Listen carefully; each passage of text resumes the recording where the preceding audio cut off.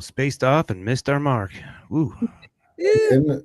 that would have It been. says 7:50 on my clock. Gotta be on time. Gotta be on time for 2026, but 1988. 1988 and 2026. Wow. We did a year to kick off the year. That's pretty silly. That's silly of us. That's wacky. That's wacky. All right, we're good. Should have done Wasn't 1926. whack one of the 1988 words, or did whack come around the 90s? I think whack was a late Whack was 80s word. Yeah, definitely 80s. That's whack. What isn't whack is our podcast. So stick around.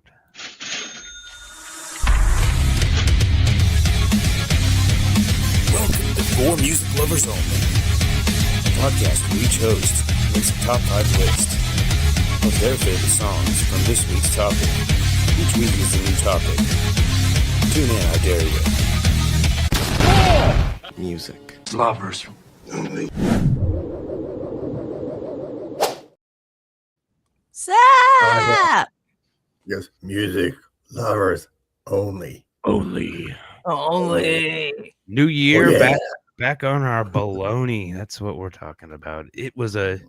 I'm glad to be back. It was a weird couple weeks with the fake episodes. That's what I call them. We got credit for having an episode. I didn't number them as an episode. As you will see there, this is 138, and we left off with 137. But this is season 4 now. Yeah, and, I just partied for 2 weeks.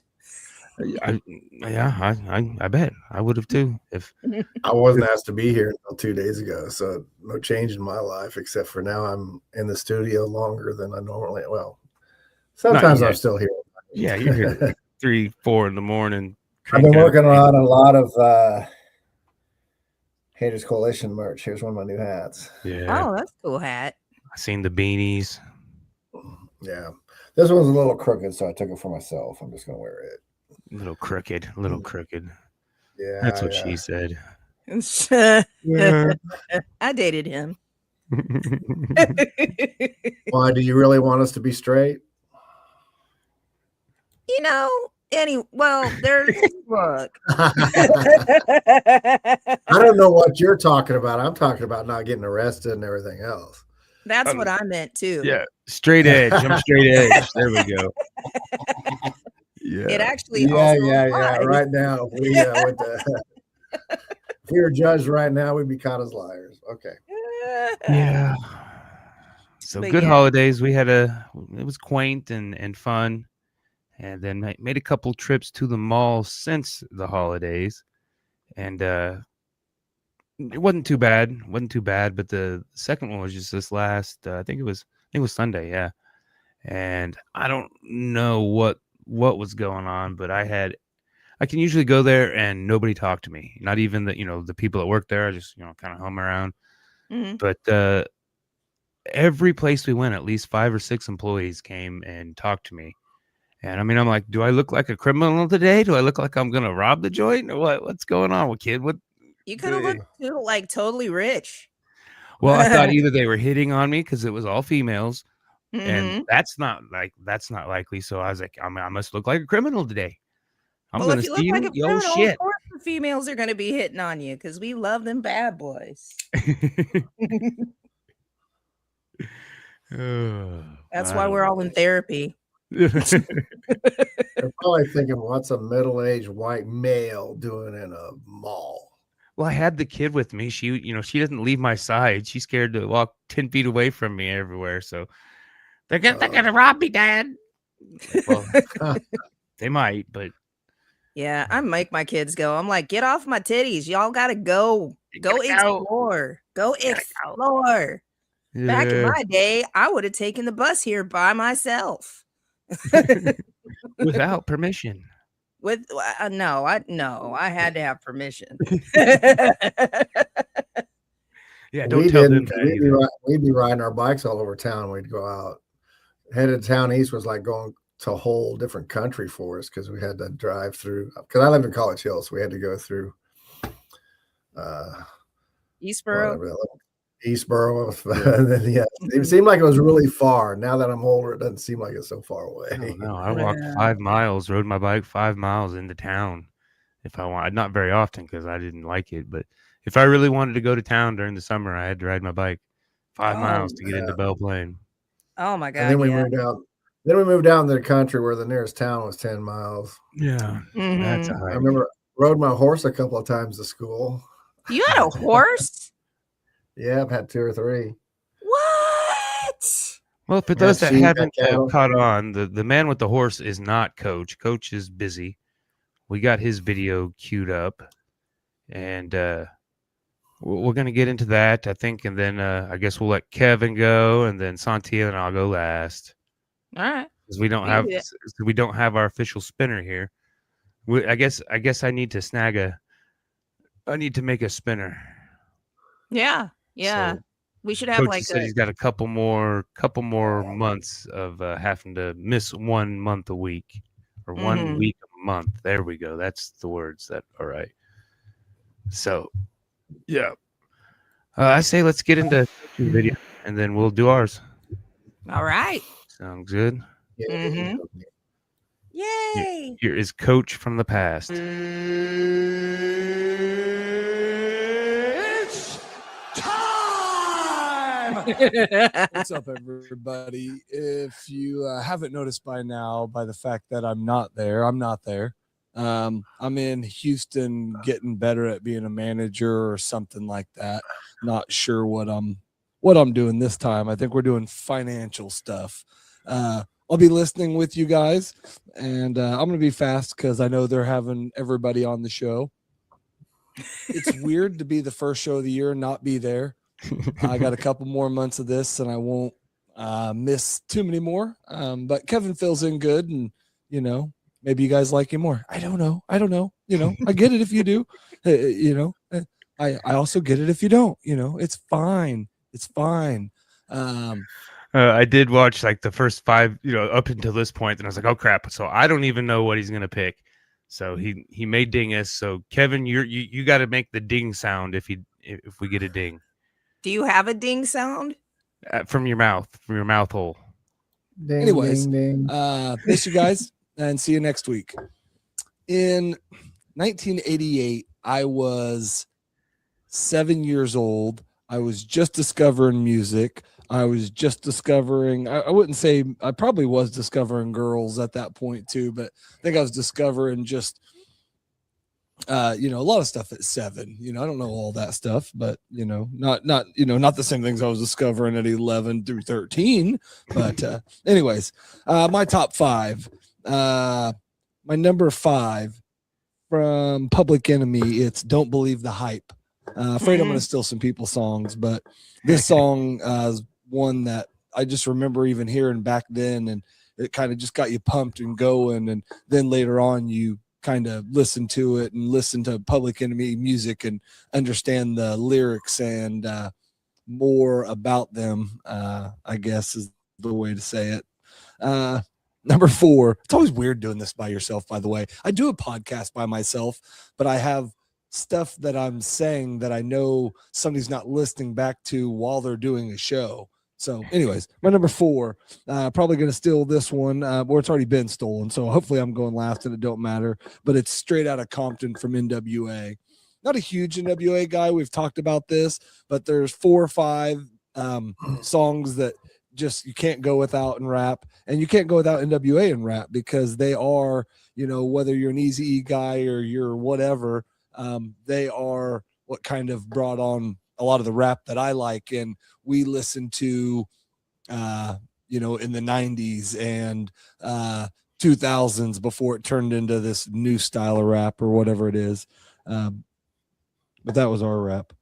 Number 3, it was easy to get. I don't think I've used this song before, but I've used Traveling Wilburys before, but I got to get some of them on there. They had, I think that was their first album. I don't remember. We talked about it, but they definitely had an album that year. This song's Dirty World. I'm going to try to keep this under 5 minutes, and I'm getting pretty close. So, I should be pretty easy. My number 2 is from Steve Winwood, and it's Roll With It. And man, I bet I listened to this song 15 or 20 times since I don't know when I started doing this, Wednesday last week, Thursday. But once I found that song, I'm like, well, it's definitely going on there. And I think I kind of looked at this list minus maybe one of them as songs that I would have liked at 7 or 8 years old. The guy listening to this in 88, I kind of put myself back in that spot, and was that guy again. So number 2 was Steve Winwood, Roll With It.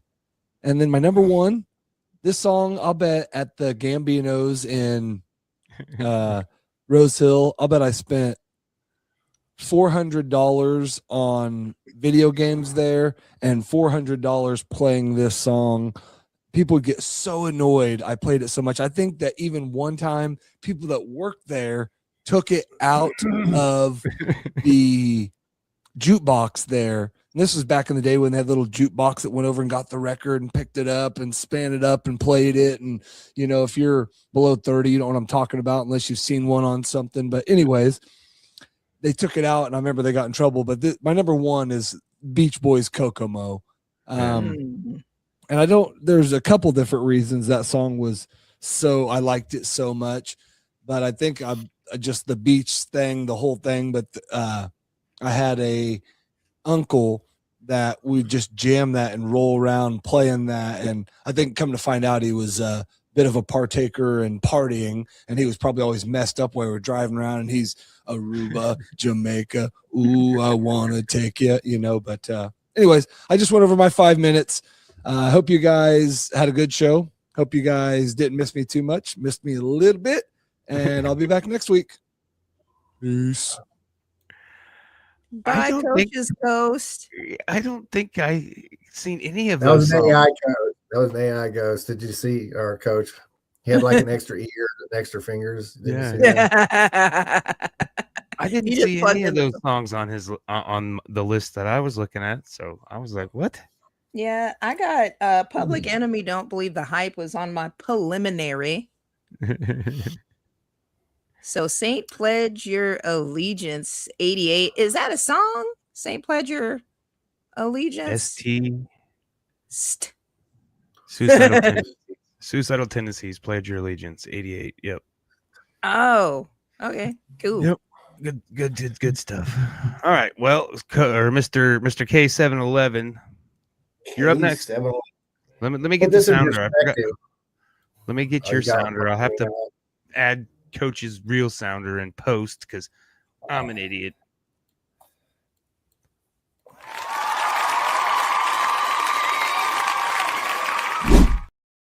To be fair, I haven't done this at all this year. Zing. It'll be interim coach today. All right. To put this in perspective, I was 24 then. I was stationed in Hawaii in the military. And there was a lot of good music coming out in those 80s, man. It was insane. But in the barracks where I lived, you had genres of people who listened to certain things. And we record for each other, you know, onto cassettes. So I was the metal guy. Had friends that were rap guy. Literally, if you go into my house, I got hundreds of cassette tapes taped off that has rap, has emo, has disco, has whatever, because you had all your friends who had different stuff, and we were always going around recording from each other. So I was the metal guy. So most of this is going to be more metal from back then. And in no particular order, and this today is still one of my favorite bands of all time just because of the name, is Zodiac, Mind Warp, and the Love Reaction. And a lot of people thought it was Rob Zombie back in the day. I go, no, they're not even the same people. They had a similar look at times, but you know, most people are ignorant. Probably who Rob Zombie got his look from. They both came out about the same time period.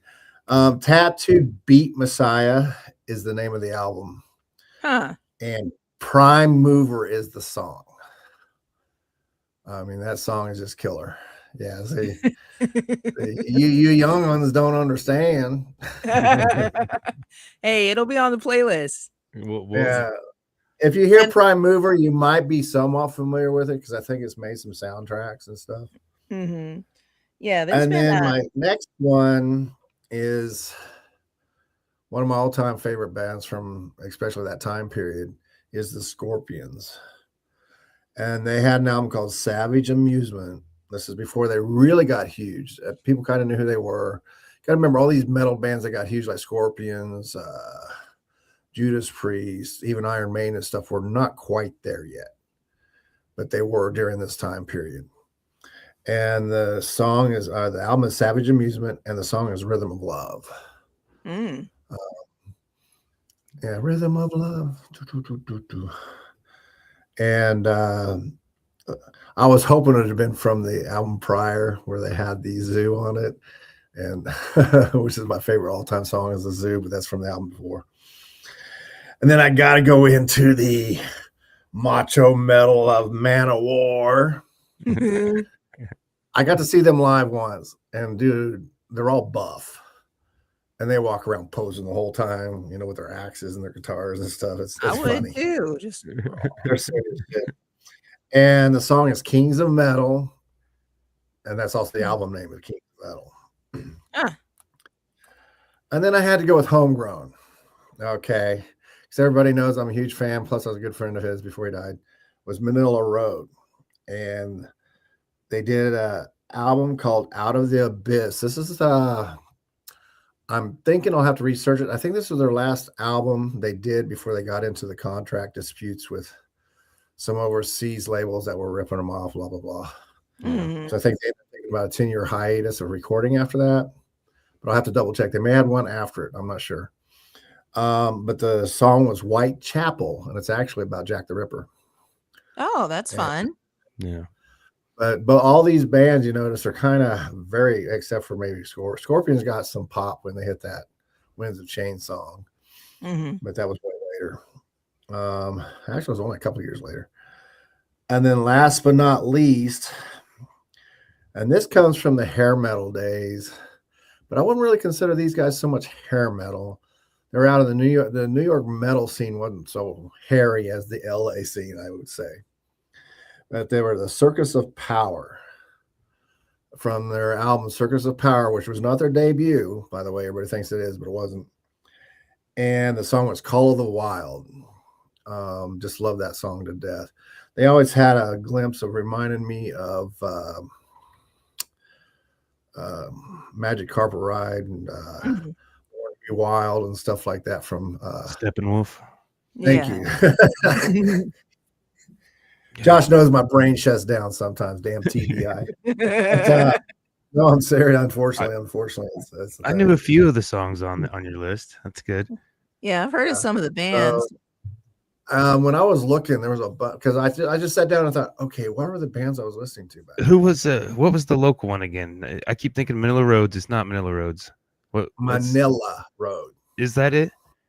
Yeah, Manila Road. I feel like I've seen them actually play live at some point. Manila Road. He died. Let's see. He passed away playing in, I think, Greece at the open air. Yeah, this was probably 15 years ago. Yeah.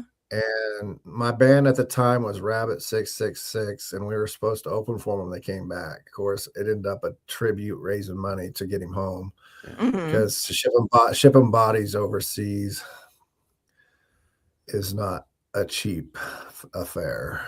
Well, of course, it's a long way, and you got to be careful.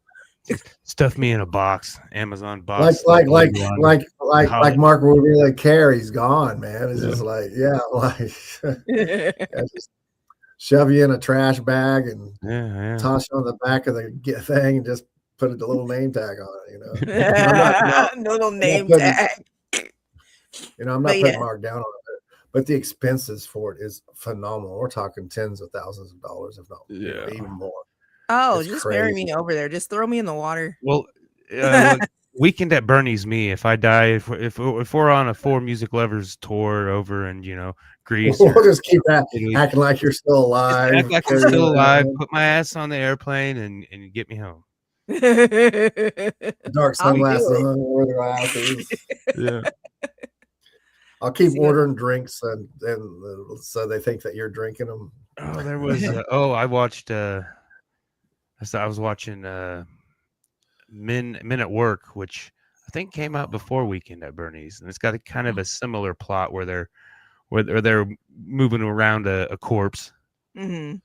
But yeah, that's a good movie. Emilio Estevez and Charlie Sheen. That might have been the one I was actually thinking of, to be honest with you. I'm gonna be done like that dude from How High. See if I can help someone. Ace. Oh my goodness. Yeah. Well, good list. Mr. K711, Kevin Hansen. I'm excited to hear it. One of the conversations that I was having on my page about 88 was one of the rising years of metal. And I was just like, I looked at some of the metal bands and I was like, I don't know any of these people. Well, I would say in popularity, they were in the thick, the whole time. Like I said, all them bands that he mentioned, like half of them I don't know, but there was a lot of metal coming around. But mainstream metal was basically Metallica and a few others. But Skinny Puppy was out at 88. Anthrax, yeah, Skinny Puppy was there. They were, I never considered them really metal, but they were really good. My friend that did the alternative, like The Cure and all those guys, his stuff was mixed in with his. So that's, like I said, I got a bunch of Skinny Puppy, but it's all on blank cassette, the regular cassette stuff. I haven't heard one Skinny Puppy song at all. Like, the reason why I know who they are is there was this boy that I liked, and he liked Skinny Puppy, and so I lied and I said that I had a signed shirt from the band, so he'd talk to me. And then it got all the way around school, and everybody thought I was really cool, and they were like, "What's your favorite Skinny Puppy song?" And I was like, "All of them." The first one. Yeah, so it's almost like those ones that if you had a Skinny Puppy, I think it's so funny when you see somebody with a shirt and they go, ask them if they know any songs from the band. I'm like, who gives a fuck? It's cool artwork. Yeah. I don't really care. Hell, even some of my favorite bands, I can't tell you all their songs because I don't care. Like, don't ask me the names. Don't ask me the names of the band members either, because I don't care about their personal lives and their names. They play good music. Who cares? The kid's kind of like me. She dives into certain bands and it's fun because she's liking some of my bands now, and so we can have conversations. I don't have any of my Black Sabbath albums because when my son moved to Seattle, guess where they all went? And I had like 20 of them. Yeah. Oh wow. And I remember one day I wanted to play some Black Sabbath and Ozzy Osbourne. How are those gone? I knew he was practicing them with the bass and stuff, but I didn't realize he took it with him. Oh. So I called him and I said, have you seen my Black Sabbath? He goes, yeah, I got him here. And he goes, to be honest, I was going to get them from you anyway once you die. Just take them now. Yeah, so just take them now. Cold. Like the prodigal son, give me my inheritance now. All right, Sontia, you got your list ready? Sure. Sure.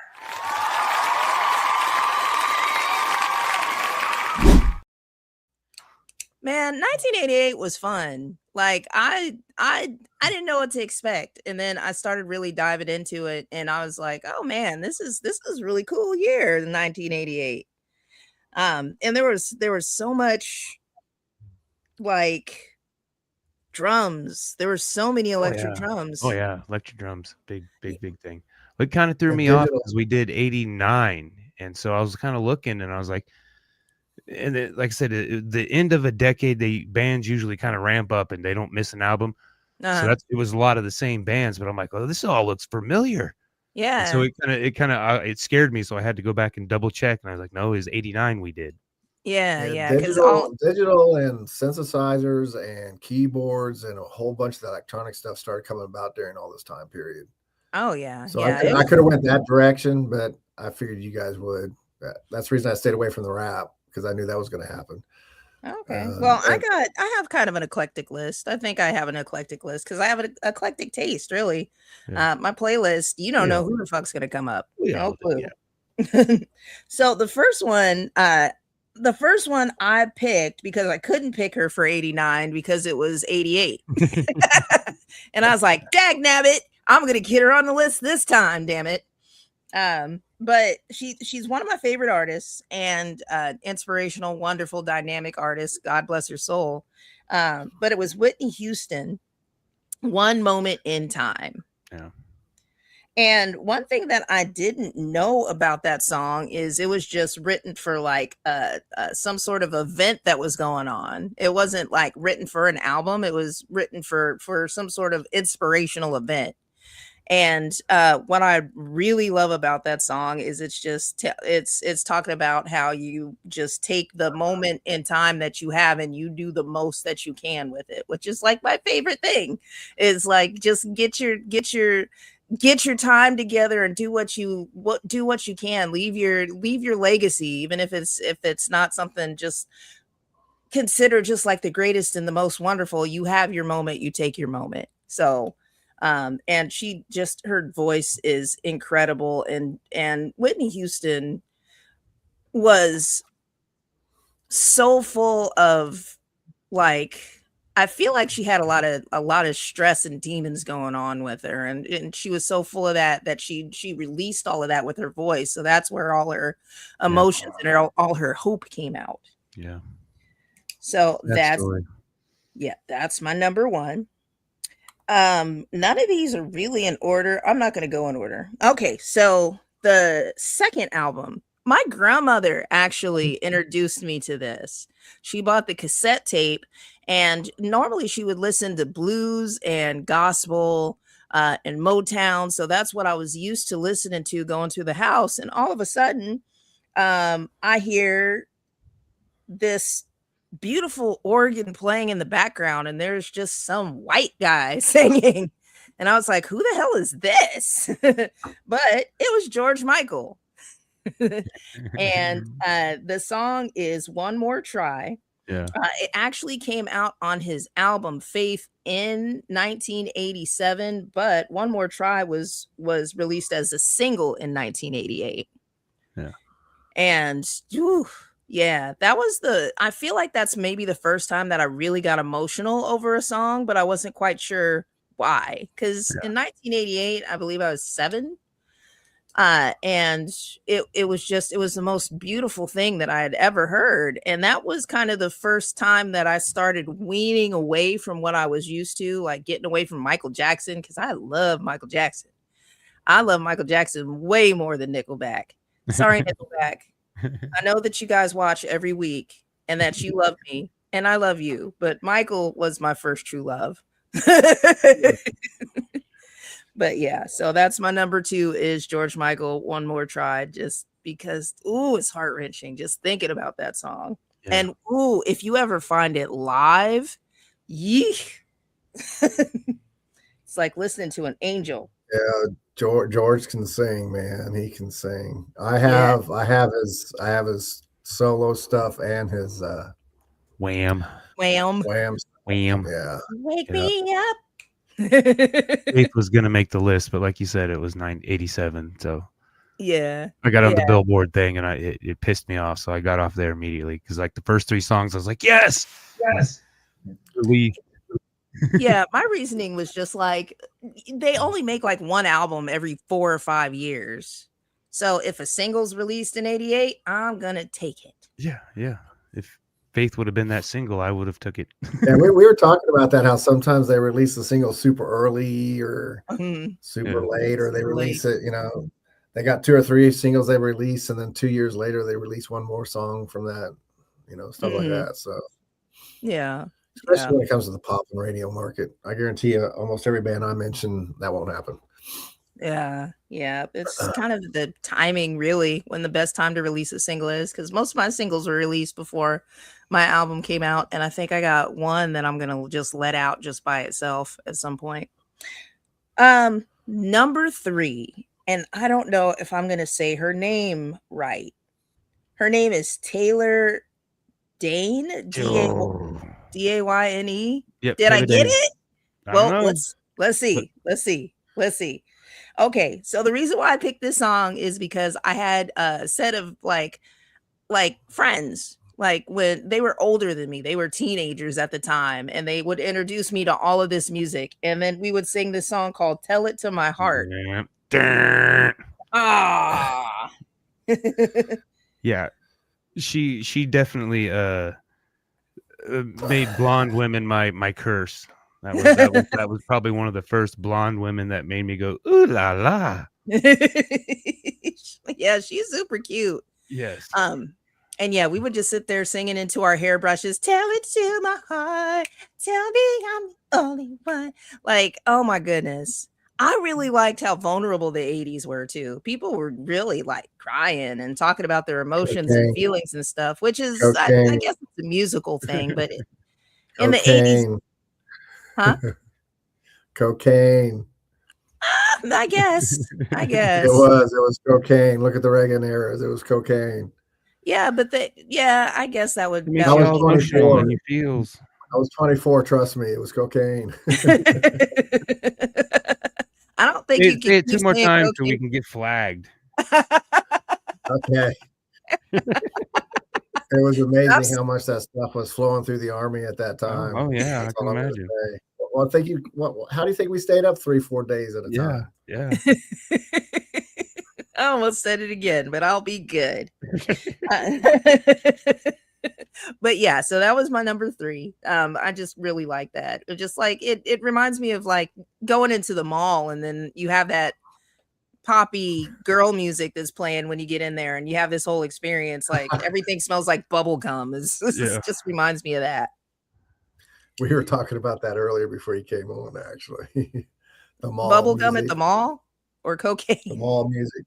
The mall music. Man, I miss the mall music. I really do. Well, I guess if you go into certain stores, there's still music at the mall. It's just like not permeating everything. Yeah. Number 4. Now, I feel like this was one of the first rock songs that I really liked. And it's by the band Living Colour. Yep. And it's Cult of Personality. Yep. That was on my tentative list. Mm-hmm. Yeah, I looked at that one. I was like, I bet you someone will pick that one because that song got huge during this time period. Oh yeah, They're another one of those bands. Everybody's like, "What happened to them?" Well, you know what? They're still out rocking and rolling. It's just they haven't had a song like that since. Oh yeah, that was a crazy song, and I never saw the video or anything like that. I just heard it on the radio, and I'd pick up a broom and pretend like I was playing a guitar. It's like, man, yeah, I used to sing it wrong. I used to sing it a cup of personality. Yeah. A cup of personality. And I was like, this is the weirdest song. You have a personality in a cup. That's pretty cool, though. For years. That'd be a good, like 15 years is how I sung that. That song would be a good anthem for these last few years we've had, too. It really still relevant. It still rings true. Relevant. It's still relevant. Yes. Mm-hmm. Yeah. Yes. Cult of personality. And then finally, which one am I going to do? I just do both of them. I might as well. I should, but I won't. I'll just bring it up later. So we're going to go with MC Hammer. And this was, there was only this one song that I heard by MC Hammer before I got the tape, Please Hammer, Don't Hurt Him. And then absolutely fell in love with him. But this is also the reason why I walked around saying proper all the time. And the MC Hammer song is Turn This Mother Out. And what I really like about that song is the video. Just like the whole Zoot Suit gangster situations that he had. To where they were talking about all of the cities that he took over, and he'd be like, "Yeah, that's proper." Suits with parachute pants. Huh? I think this was before the parachute pants. No. This is when he was suited up. In the early 80s, 85, when I first joined him, when he was dancing like that, I remember sitting in a MEPS or something like that, and all the people were pointing up at his video, and he had the pants on. Everybody was like, "Oh man, we want to dance like that!" And then everybody went out and bought parachute pants the next day. that was like 85, 86. So parachute pants was still around. He never went away from it. Oh yeah. What's up, Michelle? Yeah, he would definitely rock the suits, dude. Like he was always dressed to the nines, whatever nines there were. Like it was gonna be gold and black or silk. He didn't have no parachute pants in the pumps and the bump, man. He done switched. No, He he went didn't. gangsta. Yeah. Well, Went not gangsta. every single song, but if you see him live and he would do his stuff, the parachute pants came out. He just walks around wearing them at home. We've already talked about this in the previous episode. But why we're here, Sontia? Pop up what I don't know which of your stuff that you got going on is first. Do them in order of what is coming up next. Okay. All right. So what is coming up next is going to be on Sunday, actually. Oasis is a group that is non-religious that meets every Sunday and just talks about things going around in the city. And this Sunday, they are talking about overdose prevention. And I get to sing a couple of songs a little bit before and a little bit after. The meeting isn't really more than an hour. So if you just have like an hour and a half that you want to kill on a Sunday and hang around some awesome people and learn some stuff about overdose prevention, especially in this world, this is going to be the spot that you want to get to. And then on the 16th, our friend David Johnson, his son, has a rare form of brain cancer. So we are putting on a show in order to go ahead and raise money for the family or whatever they need it for. So it's going to be a packed and stacked and just nasty lineup. So we want everybody to come or donate money or do what you need to do to help this brave little boy out. He is a freaking superhero. Yeah, I was asked to do the art show there, but I couldn't do it because we're doing the Meat Fest the same day. Oh, okay. And the Meat Fest, I didn't have the thing. They auction off artwork from artists, but the art's saved up for the music program at WSU for the scholarships and stuff because a lot of musicians can't afford. My God, have you looked at how much a trombone costs? Holy cow. Yeah. That's all I got to say. I have never looked at how much a trombone costs. My son had a trombone. Let's just say we put out $2,000 for it. So. Yeah, $700 for a trumpet. That's what I know that. Yeah. And that's the middle of the road trumpet.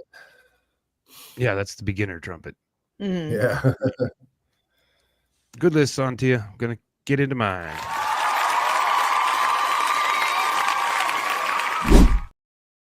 Tell it to my heart. Yeah, I stole that one. Ooh, I love her. Well, my number 5 is my metal, and when like I said, I know all the bands. You know, this band isn't the first one, but they had I missed them on a Today in Music a couple months ago. I missed it by a day, and I was mad at myself, and so I put them on this time because they had an album. This was like the third album. The album was South of Heaven, and the band is Slayer. And to me, that when anybody says metal, that's who my mind immediately goes to first is Slayer. Mm-hmm. And the song is Behind the Crooked Cross. And yeah, a lot of their stuff is anti-religion because probably, I don't know for sure, but he probably grew up in a very religious house and there was probably some weird stuff that went on. And so he's very, very angry about it. And they're almost always Catholics too. It's funny. Yeah, but set aside the lyrics, whether you like them or not, the content of the lyrics, it's good. It's good metal. It's kind of before the double bass took part. You know, I mean, I think in this album they have some double bass, but this song is just a single kick. And I mean, that's kind of what metal nowadays. You got to have that double pedal. Triple pedal, quadruple pedals, whatever pedal, you're gonna get laughed right off the stage. Maybe anymore. They use triggers too, which sounds so generic to me when they're playing it. But that was my number 5. My number 4, this beat I'd heard before. LL Cool J had done this beat, I'm pretty sure. And so every time I hear this song, I think it's an LL Cool J song, but it's not. It's Kid and Play, and it's Undercover. And I love some Kid and Play. Oh yeah. Last Act, I just watched it not too long ago for the 100th time, and one of my favorite movies. And I like it better than House Party. The soundtrack is awesome. It's a class act. Yeah. And I think that's kind of who they kind of really are. You know, Kid was always the maybe not nerdy, but not not coming from the ghetto, robbing and stealing and thugging out. And so I think that's a pretty accurate. I've been seeing interviews from him recently. You know, they're back kind of kids doing comedy and then plays just doing producing and stuff now. He's all behind the scenes. And yeah, he told some pretty wild stories of he was getting they were robbing this old lady, and it was rainy, and the tool he had for the robbery had a very, very sensitive trigger, and so this old lady took her cane and started to beat him with it, and he decided that was what he decided not to load it that day. When normally, I mean, why carry it if you ain't gonna have it loaded? But he decided not to load it, and this old lady, boom, hit it with the cane, and you know, boom, and he would have unalived her there, and so he was like, kind of, all right, I'm kind of done. That was his defining moment, and then not too long after that, they became movie stars for, you know, for what it was worth. They had a pretty good run of movies, and then they were everywhere. They were right there with Jazzy Jeff, and in that time where hip hop. They had some dance moves. They had dance moves too that everybody wanted to copy because they were backup dancers for somebody. That's how they got their start. Oh yeah, and they have everybody that one started dancing like them too, man. You know, that grab the foot and hop through it stuff they would do. Yeah, I about broke my ankle several times trying to do it. I never did. I remember a bunch of us were trying it for hours, and finally, one guy that dance. My number 3 was Taylor Dane, and like I said, ooh la la. But never fear, I had another ooh la la that Paula Abdul is still my girl. She's still beautiful, still shaking that. But Straight Up is my song. Straight Up, my time. Do you really want? And like I said, I was 9.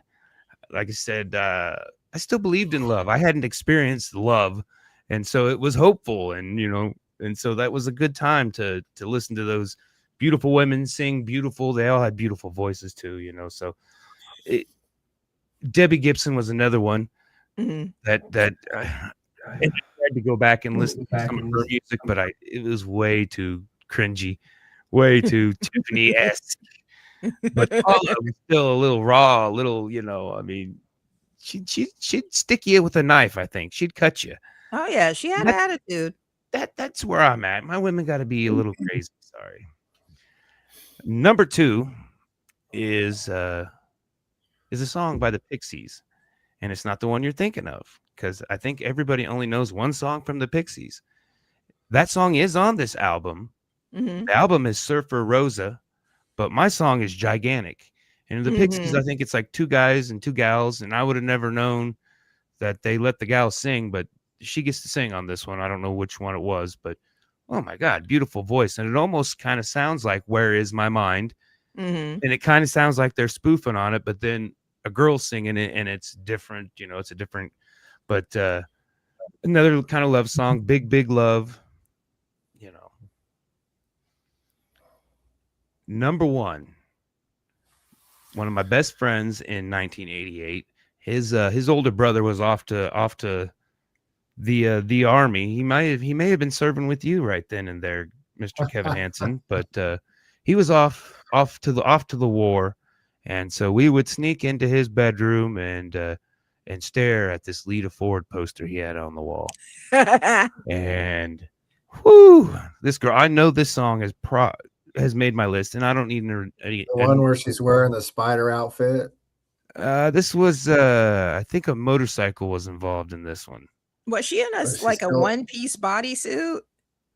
She did not have very much clothes on. No, I couldn't tell you what the clothes were. I wasn't. The album, she's wearing this like spider outfit looking thing. It's kind of cool. My neighbor had. I'm pretty sure it was Lita Ford. He had like a couple of posters up, but that one was super famous. If I'm thinking about the same one. Well, I mean, she had a handful of famous posters back in that time. That's how she was rolling. Have you seen her? She's still as beautiful as ever, man. Yeah, she's one of those that aged gracefully. If she's still alive, that is. what was the I can't remember the name of the band. The Surrender, the Heart, wasn't it? No, was it Runaways. Runaways? Yes, there you go. The band came from the Runaways. Yep. Hmm. With Come Joan on, Jett. man. That was ours. She was ours, man. That was the 70s and 80s, man. Yeah, that but was this our was girl, her debut solo album, and it had a Yeah. couple good songs on it that I could pick. But "Kiss Me Deadly" was just again, "Kiss Me Deadly," kiss me once, kiss me twice, kiss me deadly tonight, and it's just a fun song all around, and it just makes you feel good. And I go back to that poster and think of the fond moments I had staring at that poster. They got a good movie out too on that band called the Runaways. You should see Yeah, it sometime. The abuse and everything they went through. It was horrible. yeah, Oh, yeah. wow. Yeah, they were so manipulated. They were all like 15 to 18, I think was the age Yeah, in the band at the time when they were traveling. And that road manager there, yeah, he creepy dude. yes, very much so. Yes. Mhm. I remember watching. I remember at least trying to watch it. I don't think I made it all the way through just because I was like, "What? I'm good. I don't even want to watch this." But yeah, we got Sunday Art Assault art auction is coming back. I broke the ice with Whatnot auctioning off some pieces of art, prints mainly, Mhm. and stickers. And so Sunday, Kevin and myself, we're gonna go ahead and incorporate that and do a double, a podcast and an auction at the same time. Fingers crossed, everything works, Mhm. and then hopefully we Is can that sell this some Sunday? art while we just this Sunday, Kevin. It's this Sunday. Okay. I thought Yeah. so. It's on my calendar. If I'm not looking at it, I have no clue. Well, don't double book. Today's Wednesday, so. But yeah, I like Whatnot. Whatnot's pretty nice, but you kind of got to have everything. You got to have all your ducks in a row, or it will be a nightmare. This Mhm. was like I said, I started Friday and Saturday. I did 2 days just live auctions for like total of almost 3 hours, and then like I said, it takes care of everything. All you got to do is print the labels off, package up the stuff, and get it gone. But they ding you. I mean, they like give you countdowns. You got to do it in a timely fashion. You can't put it off, or you'll get dinged, and then you won't get. Yeah, I know, because you gave me that look when I said, "Yeah, we can mail out once a week," and you're like, "No, you got to do it about every 3 days." Yeah, like I said, I'm gonna probably not do anything on Fridays and Saturdays again because that eats up 2 days. I'm pretty sure they're business days though. So, but I don't know. Like I said, I don't have a printer here at the house, so I got to take everything to work and pay to have the labels printed. But I'm like, I'll just buy a printer. Then I'm like, then I got to deal with ink. Oh, that doesn't sound like fun. I'll go ahead and send it to work and $50 a sheet, and I can get 3 labels on a sheet. I'll go that route. That's on my business expense thing for my studio here. I am going to get a printer and some other things. So yeah, but then you slowly but surely. Yeah, I got a printer and it sucks. Don't get an Epson. That's the only thing they sell. I have 2 or 3 printers at home. But yeah, if you get a printer, don't get a cheap printer. I used to have one that worked great about 10 years ago when I stopped using it, so I doubt it still works. No, it might. No, well, them heads are dried and corroded. Yeah. I would love an old printer. Like right now, having to set it up on Wi-Fi and stuff like that is so annoying. I just want a printer to where I could plug it in and print shit. Like that's what I want to do. I want the holes on that side and the dots. Yeah. Printing a banner out so I can print a banner out that says "Happy Birthday." There's a bunch of X's and O's and stuff on it instead of start it now. It might be finished by my birthday. Oh, there we go. Michelle said Canon. That's the one. Canon. That's the one you want. I had a Canon that was a 7-color, which I really like. But then you gotta buy the inks. But when I switched out and switched computers, I couldn't get it to be compatible with the Canon. I liked it because when you go to print shops, they usually only have about 7 colors too. So I have the same kind of quality for color. It's called the CMYK. But if you work for a print company, Yeah. You're gonna be there anyways. Yep. So it's nice. I just run downstairs, give him a flash drive, and say, "Hey, if you can have this by lunch, it'll be cool." But like I said, it was a little trial and error. And what threw me off is that there's stuff that I, stickers and stuff that I put in the mail in an envelope, and they were like, "Create label." I'm like, "I don't need a label. I need a stamp." And it basically printed. I mean, it printed the stamp and everything that you'd get like in business. Like you get a business envelope. Mm-hmm. Didn't have a stamp, it has a QR code and said, "Hey, yeah, paid postage up here." So I was like, that was cool. So once I figured it out, I think it'll be fine. But it was definitely it could get overwhelming pretty quick. So I was feeling a little overwhelmed. I kind of hit the ground running this year. I mean, we've got a grand opening we're working at for Spawned by Art Studios there. And like I said, I'm taking on the Whatnot, and we're gonna get going on Whatnot and try to get some internet sales of things. Get the double whammy. We got a brick and mortar, and now we need to beef up the online. Mm-hmm. So that's the plan. So go see Sontia the 11th. Is that Sunday? It's this Sunday. this Sunday? At 11 a.m. I always thought when you said you were going to the Aces that you were going to that bar, the Oasis bar, and I thought that's a weird place to have like I know you said it's a non-church group, but a community thing, and I'm like, that's a weird place to have it, but whatever. But they have great sandwiches though. But I don't think I don't think they go to the Oasis bar. No. It's a little meeting building. The address is on the poster, but it's going to be on my Facebook, Instagram, InstaFace, all of that. It's going to be on there. So it really is. Every time I go, it's always incredible information about different things that are going on in town. Like you don't even know that these organizations exist. The last meeting that I went to, I found out that there's an organization that like fixes bicycles for homeless people.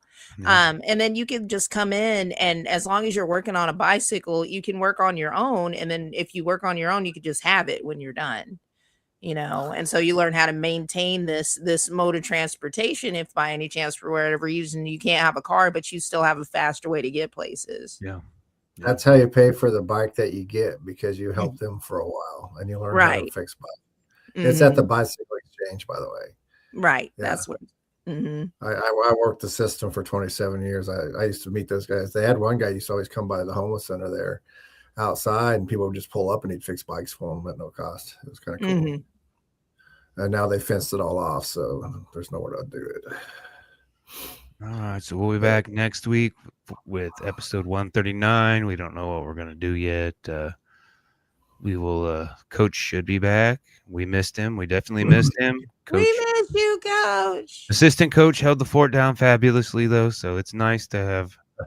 I appreciate Put me in, Coach. Put me in, Coach. Yeah. And like I said, always good music coming from. Like I said, we don't know what Kevin's going to bring. We don't know what Kevin's feeling, so it's a matter of. I'm like 30 years older than you guys, so my experience is a little bit different. Well, not quite. You said 20. You were 24 in '88. I was 9, so I can't math right now, but that's not 30. I know that. 16. 16, 15, something like that. All right. Have a good night, everybody. Thank you. Night, everybody. Bye.